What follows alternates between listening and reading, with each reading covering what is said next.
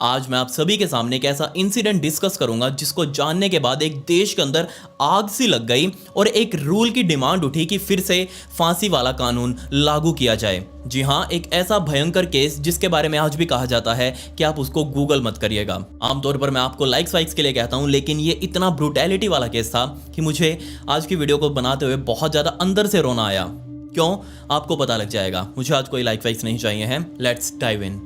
और जैसे ही खेत में पहुंचे, वहां का हाल देखकर यकीनन सभी की रूह कांप गई, क्योंकि जिस हाल में वो लाश पड़ी थी, किसी ने उम्मीद नहीं करी थी कि कोई किसी के ऊपर इतनी ज्यादा बेदर्दी भी दिखा सकता है। जी हाँ, यहाँ पर एक लड़की की लाश मौजूद थी और ये लाश किसी और की नहीं बल्कि बेचारी क्रिस्टीन ली की ही थी। फिर आज हम आपके लिए एक ऐसी सच्ची घटना लेकर आए हैं जिसे सुनने के बाद आपके रोंगटे खड़े हो जाएंगे। एक ऐसा कत्ल जिसने सबको सोचने पर मजबूर कर दिया कि कोई कितना बेरहम हो सकता है। एक 16 साल की छोटी सी बच्ची पर यह वाक़या 16 साल की क्रिस्टीन के साथ पेश आया। क्रिस्टीन फिलिपीन के लापू लापू शहर में रहा करती थी। ये शहर एक ज़माने में बहुत ही खुशहाल था, लेकिन यहाँ हुए एक हौलनाक वाक़ये ने इस शहर के लोगों के सुकून को तहस नहस कर दिया। जब 16 साल क्रिस्टीन, जो हाई स्कूल की स्टूडेंट थी, वो एक खाली जगह पर मुर्दा पाई गई। इस खौफनाक कत्ल ने पूरी कम्युनिटी को चौंका दिया और खौफजदा कर दिया। इस वीडियो में हम क्रिस्टीन की मौत के पेचीदा हालात और उसके नतीजे में होने वाली तहकीकात के बारे में जानते हुए इस परेशान कुन केस की तफसीलात का जायज़ा लेंगे। अगर आपको ये वीडियो पसंद आए तो वीडियो को लाइक और ज़्यादा से ज़्यादा शेयर कीजिए। चैनल पर नया है तो चैनल को सब्सक्राइब कर बेल आइकन ज़रूर दबा दीजिएगा। चलिए वीडियो शुरू करते हैं। आज मैं आप सभी के सामने एक ऐसा इंसिडेंट डिस्कस करूंगा जिसको जानने के बाद एक देश के अंदर आग सी लग गई और एक रूल की डिमांड उठी कि फिर से फांसी वाला कानून लागू किया जाए। जी हाँ, एक ऐसा भयंकर केस जिसके बारे में आज भी कहा जाता है कि आप उसको गूगल मत करिएगा। आमतौर पर मैं आपको लाइक्स वाइक्स के लिए कहता हूँ, लेकिन ये इतना ब्रूटैलिटी वाला केस था कि मुझे आज की वीडियो को बनाते हुए बहुत ज़्यादा अंदर से रोना आया। क्यों, आपको पता लग जाएगा। मुझे आज कोई लाइक वाइक्स नहीं चाहिए हैं। Let's dive in. इस केस को समझने के लिए हमें फिलीपींस के लापू लापू शहर में बने हुए माकटान गांव में जाना पड़ेगा और यहीं पर रहा करती थी 16 साल की क्रिस्टीन नाम की लड़की। दिखने में एक आम सी बच्ची जो अपने माता पिता के साथ इसी छोटे से गांव में अपने इस छोटे से घर के अंदर रह रही थी। लोअर मिडिल क्लास में रहते हुए बेचारे माता पिता किसी तरीके से अपना भरण पोषण कर रहे थे, अपनी बेटी क्रिस्टीन को पाल रहे थे। क्रिस्टीन का स्कूल जल्दी ही पूरा होने वाला था और उसने अपने फ्यूचर प्लान बना रखे थे कि आगे वो किस कॉलेज में जाएगी, आगे उसे क्या करना है और बड़े होकर क्या बनना है। इसके अलावा क्रिस्टीन अपने धर्म में भी बहुत ज्यादा विश्वास करती। वो हर संडे शाम को 4 बजे से ही अपने घर से बाहर निकलती, पास ही मौजूद चर्च में जाती, वहां जाकर सेवा वगैरह करती। साफ सफाई में उसका बहुत ध्यान रहता। वहां जाकर वो साफ सफाई वगैरह करती। 8 बजे तक प्रेयर्स वगैरह होने के बाद वो चर्च से बाहर निकलकर वापस अपने घर तक पहुंचती। ये उसका हर हफ्ते का रूटीन बन चुका था और माँ बाप को भी इसके बारे में पता था। यहाँ कोई दिक्कत नहीं थी, सब कुछ परफेक्ट चल रहा था। क्रिस्टीन के माता पिता ने बताया कि क्रिस्टीन को के पॉप और ये BTS वगैरह देखना बहुत ज्यादा पसंद था। एनिमेज उसको बहुत ज्यादा पसंद थे। इन सब से उसका बहुत अच्छा टाइम पास हो रहा था। दिन आ चुका था 9 मार्च 2019 का, संडे का वो दिन। सुबह सुबह जैसे ही क्रिस्टीन अपने घर पर उठी, उसकी माँ ने जाकर उसको कहा कि हमें थोड़ी ही देर बाद बाजार में सामान वगैरह लेकर आना है। क्रिस्टीन अपनी माँ के साथ बाजार वगैरह गई। बाजार से वापस घर आकर उसने अपने के पॉप वगैरह के कुछ एपिसोड्स उसने मिस कर दिए थे पिछले कुछ दिनों में, तो वो एपिसोड्स उसको वो पूरे करने थे देखकर। और शाम का टाइम हो चुका था। शाम के जैसे ही 3:45 बजे उसने अपनी माँ को कहा कि मैं पास ही के उसी चर्च में जा रही हूँ। उसकी माँ ने कहा कोई दिक्कत नहीं है, तुम जाओ, लेकिन टाइम से घर वापस आ जाना। क्रिस्टीन तकरीबन 3:45 बजे के आसपास ही घर से बाहर निकली, पास ही के चर्च में गई और वहां जाकर उसने वही अपना काम किया जिसके लिए उसको वॉलंटियर किया गया था। क्रिस्टीन को भेजने के बाद क्रिस्टीन की माँ अपने घर के कामों में लग चुकी थी। एक्चुअल में क्रिस्टीन के पिता जल्दी ही घर पर आने वाले थे, उसके लिए खाना वाना बनाना था। तो खाना वाना बनाते हुए तकरीबन 7 बजे का टाइम हो चुका था और क्रिस्टीन अभी तक भी घर नहीं आई थी। क्रिस्टीन की माँ को लगा कोई दिक्कत नहीं है, थोड़ी देर में आ जाएगी। तकरीबन 7:30 बजे का टाइम हो चुका था।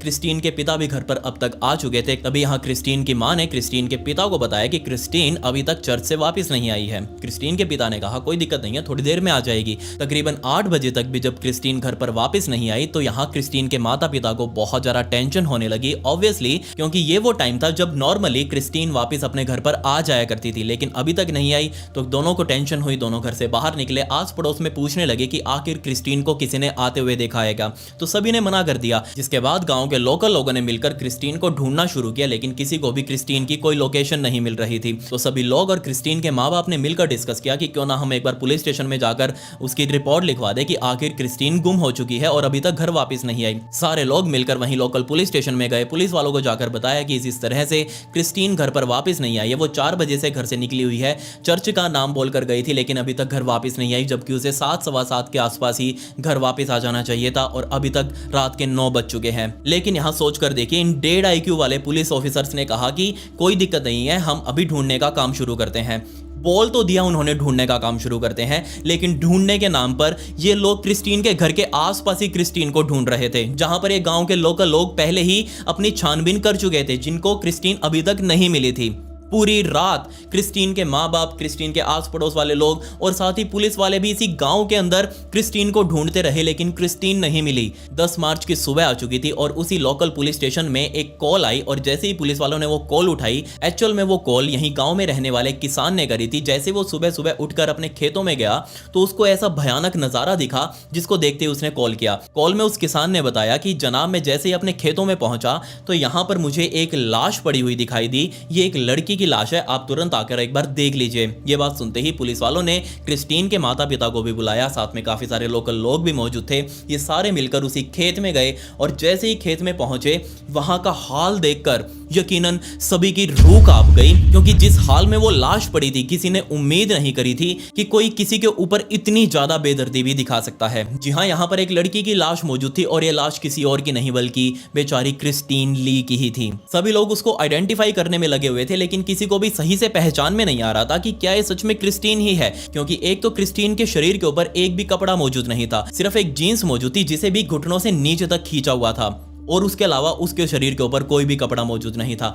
दिक्कत यहाँ नहीं थी, दिक्कत शुरू हुई क्रिस्टीन के फेस से। जी हाँ, जैसे ही लोगों ने उस लाश का फेस देखा, किसी को भी यकीन नहीं हो रहा था कि सच में किसी इंसान की लाश है या फिर ये कुछ और है, क्योंकि यहाँ पर उस लाश का आधा चेहरा ही गायब था। उस लाश के चेहरे को किसी ने बहुत सटीकता से पिज्जा के एक स्लाइस की तरह बीच में से काट दिया था। जैसे ये चीज पुलिस वालों ने देखी तो उनको समझ नहीं आया कि आखिर ये काम कर कौन सकता है, और सबसे पहले तो क्रिस्टीन के माता पिता को बुलाया गया। आसपास जो कपड़े पड़े हुए थे और वो जो जीन्स उस लाश ने पहनी हुई थी, सिर्फ उसके बेसिस पर ही क्रिस्टीन के माता पिता ने बताया कि हाँ, ये तो कपड़े क्रिस्टीन के ही हैं और हाथ पैरों को भी देखकर यही लग रहा है कि ये क्रिस्टीन ही है। लेकिन इसका ये हाल कोई कैसे कर सकता है? हमें तो विश्वास नहीं हो रहा कि सच में हमारी बेटी है भी या नहीं। पुलिस ने तुरंत एक एम्बुलेंस मंगवाई, लाश को एम्बुलेंस में लोड करवाया गया और पोस्टमार्टम के लिए भिजवाया गया। इस लाश का इतना बुरा हाल देखकर वहां पहले ही लोगों के अंदर गुस्सा फूट पड़ा था और गुस्सा तो अभी असली फूटने वाला था। जी हाँ, जैसे ही पोस्टमार्टम रिपोर्ट सामने आई तो उसके अंदर लिखा हुआ था कि ना सिर्फ इस लड़की के चेहरे को बहुत सटीकता से काटा गया है, बल्कि उसके सिर के अंदर बहुत सारा एसिड भी भरा गया था। सोचकर देखिए आप, जहां से उस लड़की का चेहरा काटा गया, उसके बाद उसके सिर को कुछ इस तरीके से हाथों से फाड़ा गया और उसके बाद उसके अंदर एसिड भरा गया।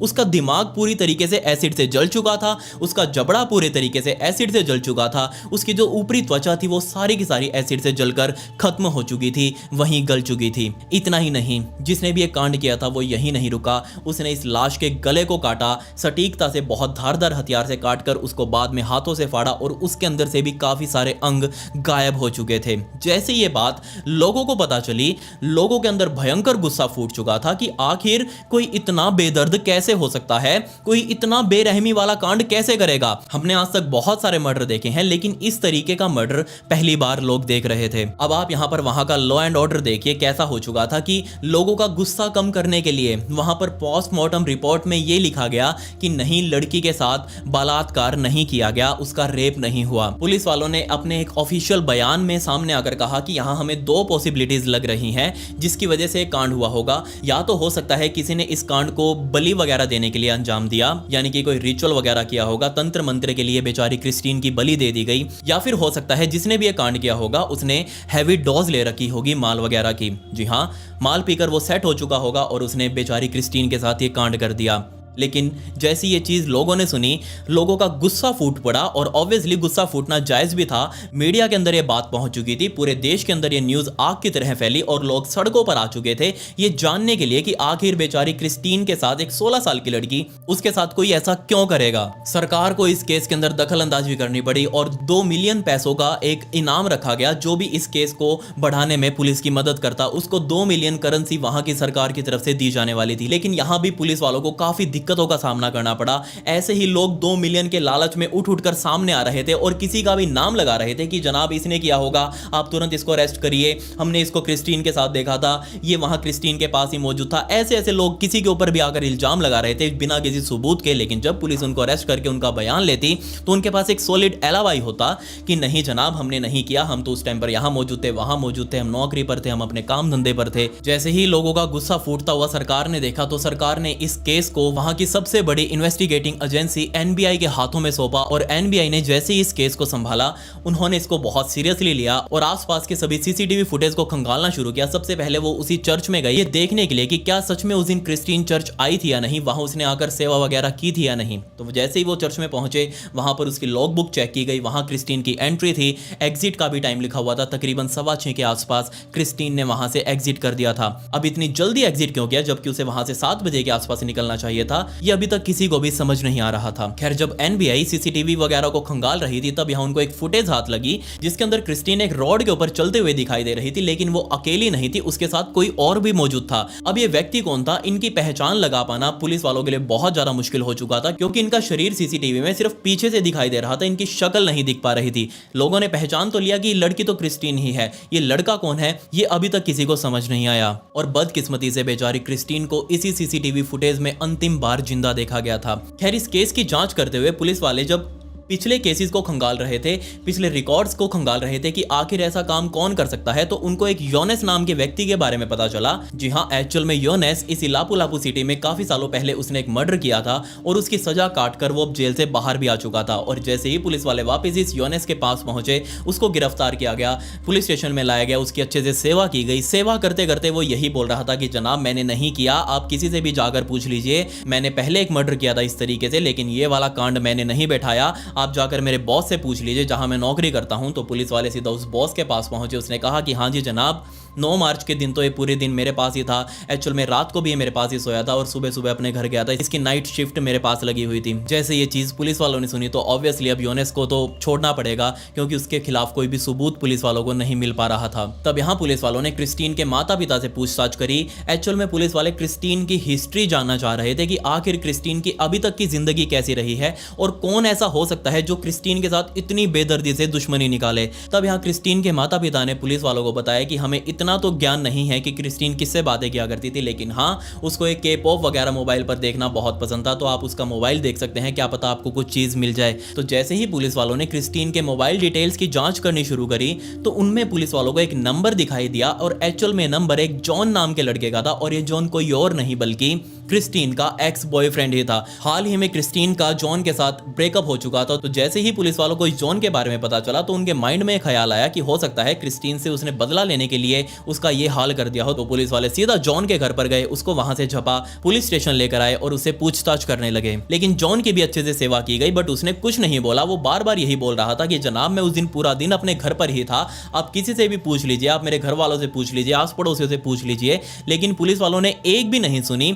और बिना कुछ सोचे समझे, बिना किसी सबूत के उसके ऊपर मर्डर का चार्ज फ्रेम भी कर दिया, उसके ऊपर आरोप साबित कर दिए गए, वो भी कोर्ट के अंदर। सोच कर देखिए आप, उसको कोर्ट में पेश किया गया, चार्जशीट यहां प्रॉपर बन चुकी थी कि जो भी किया है इस जॉन ने ही किया है। लेकिन बार बार जॉन के माता पिता ये बोल रहे थे कि हम एटलीस्ट 9 ऐसे लोगों को पेश कर सकते हैं जिन्होंने उस टाइम पर उस शाम जॉन को अपने आसपास देखा हो। तो जॉन अपने घर पर रहते हुए ये कांड कैसे कर सकता था? लेकिन ये चीज किसी को भी समझ नहीं आ रही थी। पुलिस वालों को बस ये चाहिए था कि जल्दी से जल्दी ये केस बंद हो जाए और उनके सिर से सिरदर्दी हटे। जो ऊपर से मीडिया प्रेशर बना हुआ है, सरकार का प्रेशर बना हुआ है, वो किसी भी तरीके से इस प्रेशर से छुटकारा पाना जा रहे थे और इसी छुटकारा पाने के चक्कर में उन्होंने जॉन को अंदर भी डाल दिया। लेकिन जैसे ही जॉन को सजा हुई उस टाइम पर लोगों का गुस्सा और ज्यादा भड़क गया क्योंकि लोगों को लग रहा था कि जॉन शायद सच बोल रहा है, उसने काम नहीं किया क्योंकि ये काम कोई ऐसा कर सकता था जिसके अंदर बहुत ज्यादा जोर हो और वो बहुत ज्यादा गुस्सा लेकर बैठा हुआ हो क्रिस्टीन के प्रति। लोगों का गुस्सा देखते हुए ना सिर्फ कोर्ट को बल्कि एनबीआई को भी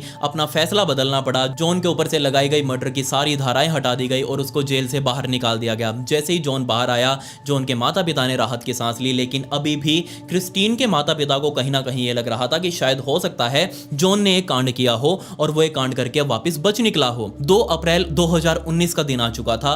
तकरीबन अभी तक इस कांड को हुए 22-23 दिन बीत चुके थे और फाइनली 2 अप्रैल के दिन एक बार फिर से क्रिस्टीन की बॉडी को कब्र से बाहर निकाला गया और उसकी सेकंड ऑटोप्सी की गई और इस ऑटोप्सी में सामने आया कि ना सिर्फ यहां क्रिस्टीन का मर्डर हुआ था बल्कि उसके साथ बार बार रेप भी किया गया था।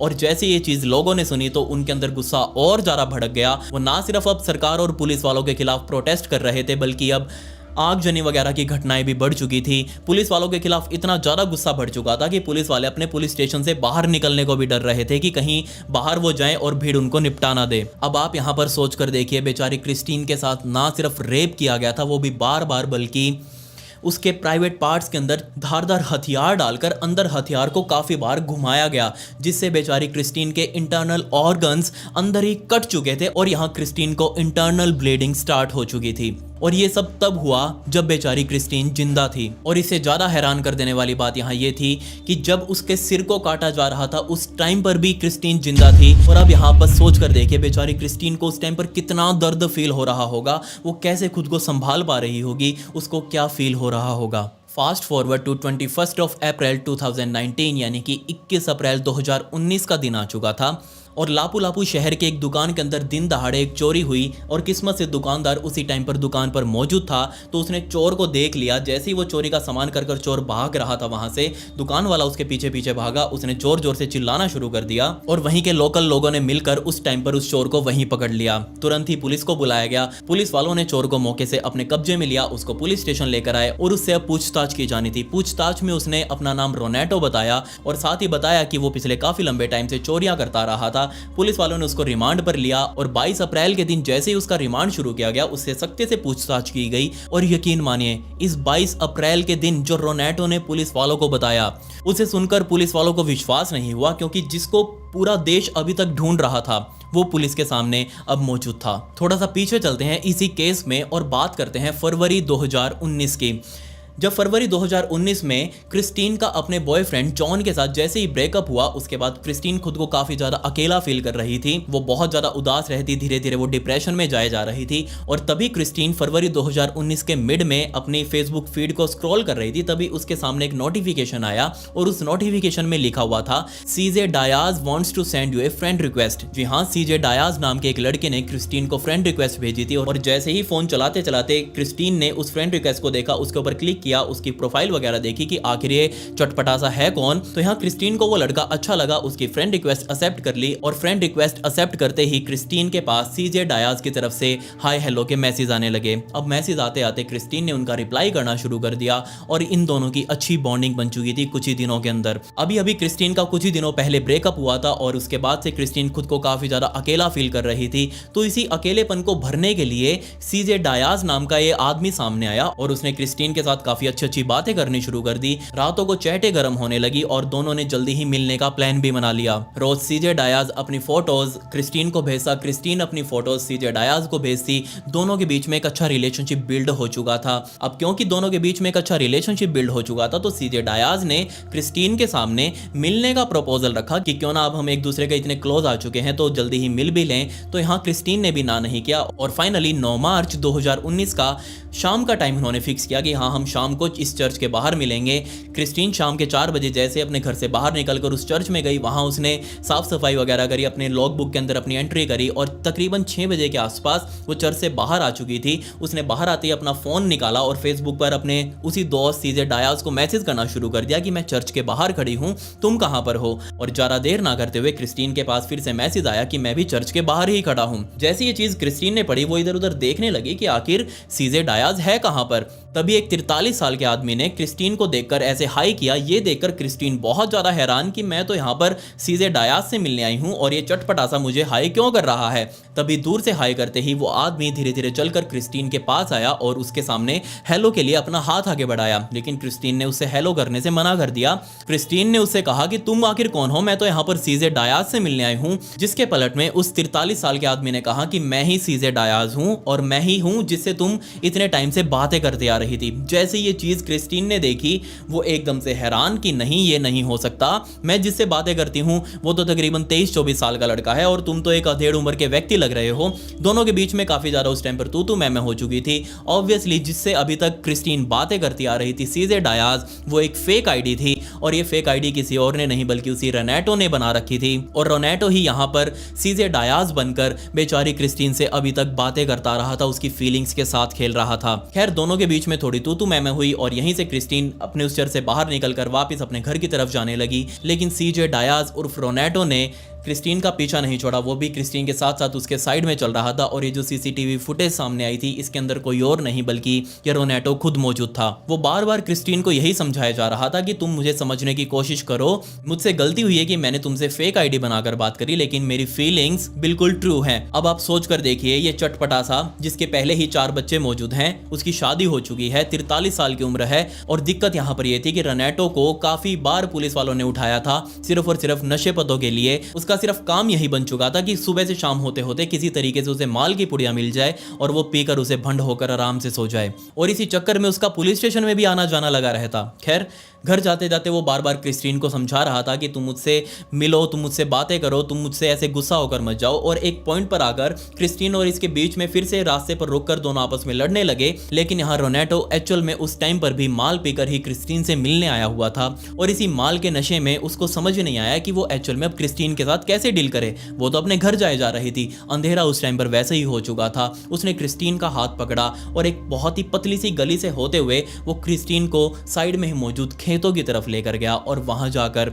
उसके साथ ना सिर्फ बलात्कार किया बल्कि अपने पास रखे हुए एक बहुत ही धारदार चाकू के साथ उसका ये हाल भी कर दिया। ना सिर्फ उसके प्राइवेट पार्ट्स के अंदर 20 से भी ज्यादा बार चाकू मारे गए जिससे बेचारी क्रिस्टीन के इंटरनल ऑर्गन्स में ब्लीडिंग शुरू हो चुकी थी, बल्कि क्रिस्टीन का फेस एक पिज्जा स्लाइस की तरह काटा गया। और ये सारा कांड करने के बाद भी रोनेटो नहीं रुका। उसको डर था कि इस हालत में तो क्रिस्टीन की पहचान हो सकती है, तो अपने आप को बचाने के लिए उसको क्रिस्टीन की पहचान मिटानी होगी। वो बेचारी क्रिस्टीन की लाश को वहीं पर छोड़कर अंधेरे का फायदा उठाते हुए अपने घर पर गया। वहां जाकर उसने अपने कपड़े वगैरह बदले और पास ही की दुकान से उसने एसिड वगैरह खरीदा। एसिड खरीदकर वो वापस उसी खेत में आया और अब सोच कर देखिए, उसने बेचारी क्रिस्टीन के सर को पकड़कर उसके अंदर एसिड भरना शुरू कर दिया ताकि ये सर यहीं पर गल जाए और बेचारी क्रिस्टीन की पहचान ही ना हो। जैसे ही पुलिस वालों ने उसका ये बयान सुना, उनको विश्वास ही नहीं हुआ कि ये आदमी ऐसा काम कर सकता है। खैर अगले दिन पुलिस वालों ने उसे कोर्ट में पेश किया। उसके घर से वो खून वाले कपड़े भी बरामद किए गए जिसको पहनकर उसने उस कांड को अंजाम दिया था और फाइनली भी कोर्ट में उसके खिलाफ केस चल ही रहा था। दिन आ चुका था 25 मई 2019 का। सुबह सुबह पुलिस वाले जैसे ही एक एक सेल को चेक कर रहे थे और जैसे ही वो रोनेटो येनेज की सेल में पहुंचे और वहां जाकर उन्होंने देखा कि यहाँ तो रोनेटो येनेज अपनी सेल के अंदर मरा हुआ है। जी हाँ, उसने अपने आप को वहीं पर फांसी लगा ली थी और पुलिस वालों ने दुनिया के सामने आकर ये कह दिया कि रोनेटो येनेज अब इस दुनिया में नहीं रहा। अब कैसे नहीं रहा? क्या सच में उसने अपने आप के साथ ये कांड किया था या फिर हो सकता है आप समझदार ही हैं बाकी तो, क्योंकि पूरे देश का गुस्सा उसके ऊपर फूट पड़ा था। खैर उसको सजा नहीं हुई, लेकिन हाँ पूरा देश इकट्ठा हो चुका था और सरकार से डिमांड कर रहा था कि जो कानून यानी कि वहाँ मृत्युदंड का कानून आज नहीं है, बहुत पहले तो था लेकिन उसको बाद में बंद कर दिया गया था कि कोई कितना ही बड़ा क्रिमिनल क्यों ना हो उसको डेथ सेंटेंस यानी कि मृत्युदंड नहीं दिया जाएगा। लेकिन इस कांड को देखते हुए, इसकी गंभीरता को देखते हुए पूरा देश इकट्ठा हुआ सरकार के सामने और गुहार लगाई गई कि एक बार फिर से मृत्युदंड का प्रावधान शुरू किया जाए और इस रोनेटो येनेज को मृत्युदंड दिया जाए। खैर ये बहुत ही दिल दहला देने वाली स्टोरी थी बेचारी क्रिस्टीन ली की, जिसकी उम्र सिर्फ 16 साल की थी। उसने क्या ही देखा था अभी जिंदगी में, उसका आने वाला भी फ्यूचर पड़ा था पूरा का पूरा, लेकिन उससे पहले ही वो एक राक्षस के हाथों में फंस गई और सिर्फ इस गलती की वजह से कि उसने किसी अननोन पर, जो कि सोशल मीडिया पर मिला था उसे, उस अननोन पर उसने विश्वास किया, ऑनलाइन ही उसके साथ थोड़ी क्लोज हो गई और उसने मिलने का प्लान बना लिया, ये बिना जाने कि आखिर सामने वाला है कौन।